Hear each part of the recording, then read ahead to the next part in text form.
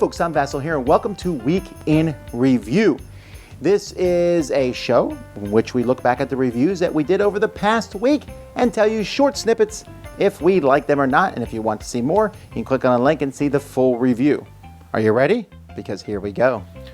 Hey everybody, Zee Garcia here. Last week I did 3 game reviews and we put out a new blender. Go check out that blender, please. My reviews were like this. I did a review of Covenant, a card-driven take-that game. Really cool setting, really like the artwork, but the game is so mean and it's so swingy, and you can have your entire gameplay experience ruined on the last card flip, the last take-that moment. Really didn't like that aspect of it. I wish the game was a little bit tighter because I love the setting and I love the world they illustrated for this, but gameplay is unfortunately just so-so.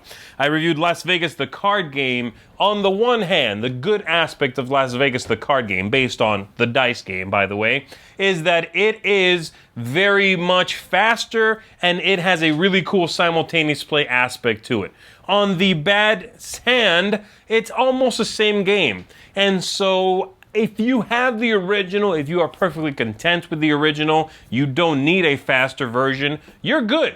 If you want to check this out, you want something that has a real quick, draw 2 cards, play some, draw, play, score, you're gonna dig it. I liked it, I thought it was good, but it's a little bit redundant with the original. And then lastly, I did a review of Santorini, which is spectacular, an abstract game from the early 2000s, restored, prettied up, tightened up. The whole thing is the way you do a reprint, and I think they knocked it out of the park with this one. Roxley Games did it.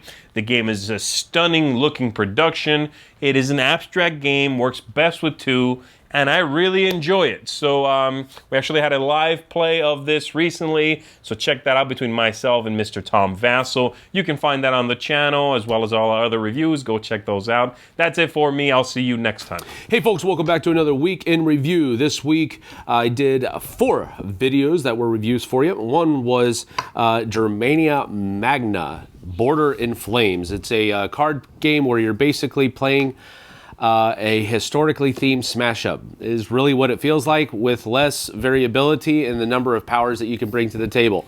You do have special player powers with the different chieftains that are there, but really not as fun as smash-up for me. If you don't know what smash-up is, basically each chieftain is battling for control. You're trying to get the most points, and you're playing cards into your horde that's battling in this one specific battle on the board. And whoever has the most military strength gets the most points from winning that battle if the battle's won. And you go for basically 6 or 7 rounds, something like that, and whoever has the most points wins.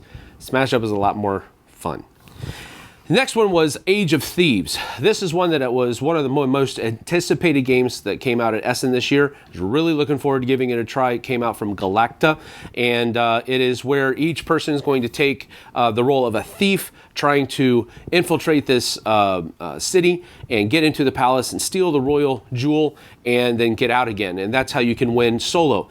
But the game is working against you. There's a timed element because there's a stack of event cards that you flip over one at a time for each round. And when that stack is run up, if nobody has stolen the jewel, then everybody's lost. Nobody can win. So it's a take that competitive game. You are not working together at all as the different thieves. You are definitely trying to throw each other under the bus. Really didn't feel that great. Didn't like it at all, really. But it's a decent game. Age of Thieves. The next video was a Miami Dice video that Tom and I did together on Doom, the new Doom board game that it's coming out from Fantasy Flight. And the one thing that I really liked about this is how there's kind of a deck building feel to it at the very beginning of the game. And as you go through the game, you can pick up these different weapons that will take cards and add them to your deck.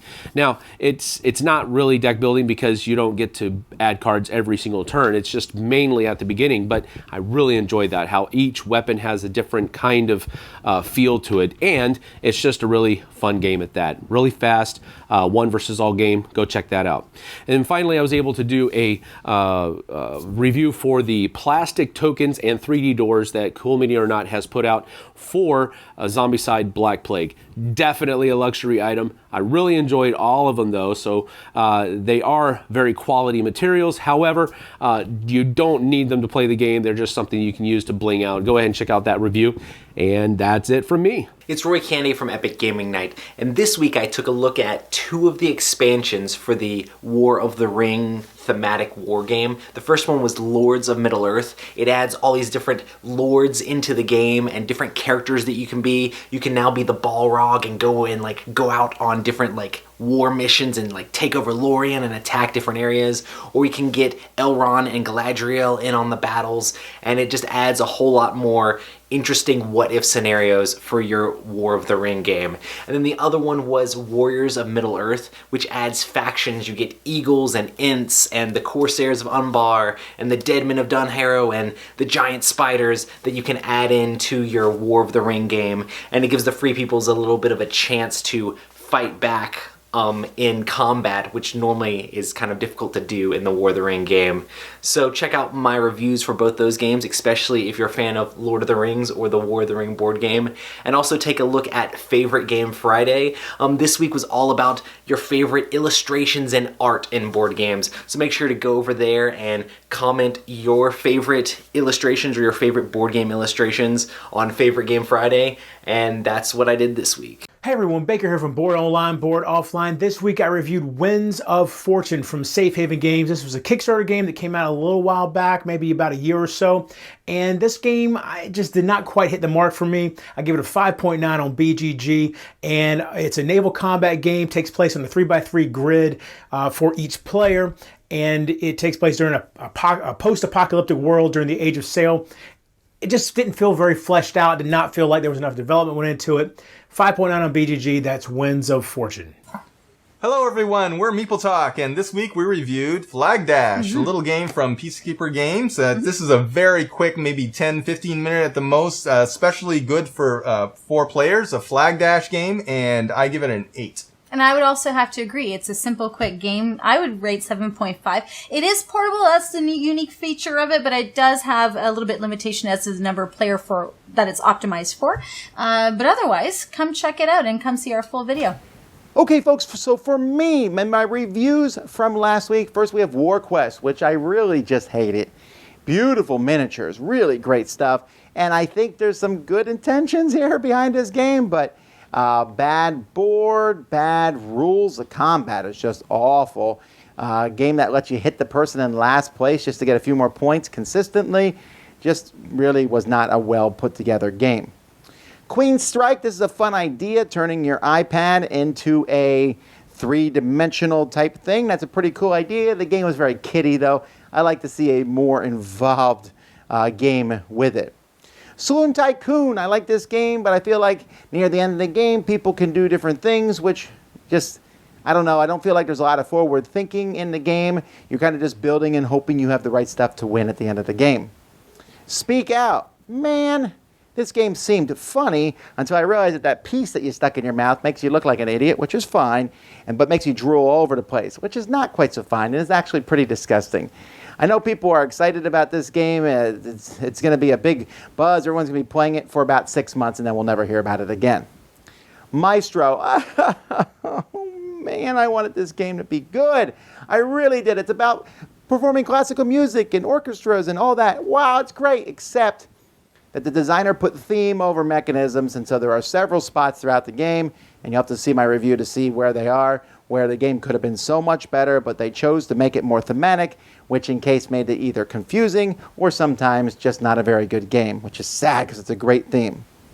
Jason and I took a look at Road to Infamy, which I liked better than he did, and this is kind of a just simultaneous selection revealing cards game to get different mobsters and to get loot for your gang. It's a little longer than it should be, but it was pretty fun. I enjoyed it. Family Flutterby is next. This is a kids game in which kids are going to be flipping these little tokens with those different flip sides to them to make the right color butterfly that's shown on a card. It's fun and fast for kids. Mix Tour. This is a 2-player abstract game, which incidentally, Zee and I played live over the course of the week, where you can move to someone else's piece based on how high their stack of pieces are, which is kind of a backwards way of thinking about it, but it's actually a very clever abstract strategy game. Circuit Maze, this is kind of a puzzle style game, which I really think is amazing. It's really cool, where you're trying to connect the circuit and figure the puzzle out. It's not as good quality as it could be. The pieces pop out more than they should, but it's still a neat idea. I like this company's, like Rush Hour. I've always liked these kind of puzzly type things. Sam and I took a look at Doom, the board game. This is the second version of it. The first version came out years ago. This one is way better than that one. It takes away the campaign mode. You're just going through. It's fast. It's simple. You're shooting at each other. There's a little bit of like pre-game deck building with the weapons. A lot of cool ideas. My biggest thing, the reason it's not like a 9, it's just a 7, it's because, it just doesn't feel that different than a lot of these other games. And I'm not a huge fan of the theme, but it's solid, it's good, and it's fast. Jorvik, pretty strong game here from Stefan Feld, in which it's kind of a weird auction game where every time you bid on something, you're making it more expensive for other people. But you might get the last bid in. There's a lot of, almost push your luck, or like, not push your luck, but kind of who's going to jump first, a game of chicken to some degree. It's a really intriguing game. I really liked it. And Teenage Mutant Ninja Turtles. This one made it into my top 10 games of the year. Jason and I played this game. I like it. It bumped out Conan. I like Conan a lot too, but I like the theme of Teenage Mutant Ninja Turtles better. I was very impressed with Kevin Wilson and IDW for putting this very teamwork-oriented game where when you play the Turtles, they're working together. They each have their own set of dice. Really, really, really fun. Short, simple scenarios that play through into a longer story, but do so in a very quick and easy way. It's basically just beat up the other people, but some clever mechanisms and a good dollop of the Turtles theme. Excellent. I also did a lot of top 10 lists this week. We talked about the best-selling games of the year from Cool Stuff and some other top 10s. We all did our top 10 surprises of the year, and so there's a lot of different videos to check out from last week. We also did our bloopers, all the mistakes that we've made, some of which I've even made making this video. Not from that video, but you'll see them next year. Oh well. Anyhow, this has been Look Back, and I'm Tom Vasel on the Dice Tower.